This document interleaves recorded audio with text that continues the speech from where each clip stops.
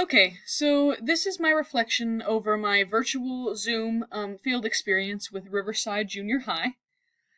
Um, so the first thing I'm going to talk about is just what it was like to teach over Zoom. Um, so there are a couple positives to it.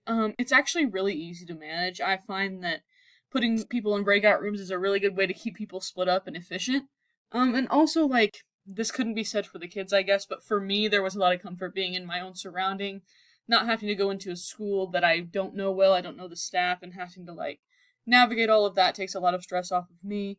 But I think the stress would have been worth it, honestly, to have an in-person interaction. But anyways, that kind of leads into like the negatives. So like the students are always just a little bit awkward. I mean, and even me as a teacher, it's kind of awkward over Zoom. It always is, and it's just less interactive. And the lesson in particular really just I didn't have a way to make it super interactive because I am focused in a different subject. Um, I could have done a lot of things with that, but I'm just not super well versed with the subject either. I had a good basic understanding where I could talk about it for 30, 40 minutes. Um, but I think if I was doing this design, like this lesson design from scratch, I would have had a lot more interactive elements. But it's also hard to know what the kids can handle while hosting a Zoom and also being in a different tab trying to do something gets really tricky. So I don't know. I'd have to look into that and see what I could do to make this lesson a little more engaging. Um, we also had like a student get kicked from the meeting and then come back. I don't know why or how that happened, but it did. And sometimes it's just hard to hear what the students are saying. Just because Zoom cuts out or doesn't quite pick them up correctly, and it's nothing they're doing. It's not their fault. It's just technology. And it's something you deal with to try and have the benefit of this. So, and then also this picture over here is one from the slide that showed like the overcrowding in India, which is what we talked about a lot, and the overpopulation and things like that. So I thought I'd include that just to show kind of something that we looked like and talked about and what it looked like. Outside technology, there were videos. I used some videos about India to prepare, but there was also one for the students that was available to watch. Websites, tons of websites. This was one of my favorite parts about it, is that I could actually show graphs to the students of like China's population compared to India, and then also even the United States compared to India, and we could look at them and see the differences, and I think it made it make a lot more sense for the students once they could see that visually. So yeah, and then Jamboard. I had a Jamboard that allowed the students to share their responses and like see each other's responses. I think with more than two people, this could have been more effective, but since it was only two people, I kind of opted into just maybe talking about it a little bit. But the Jamboard was there and it was an option. Success and struggles. So the success is that my students actually did talk quite a bit. I tried to throw in questions to get them to talk every once in a while, so it wasn't like they were just being talked at. And then students were actually able to recall a lot of the information. I had a couple main points and objectives that I really wanted them to be able to understand by the end of the lesson.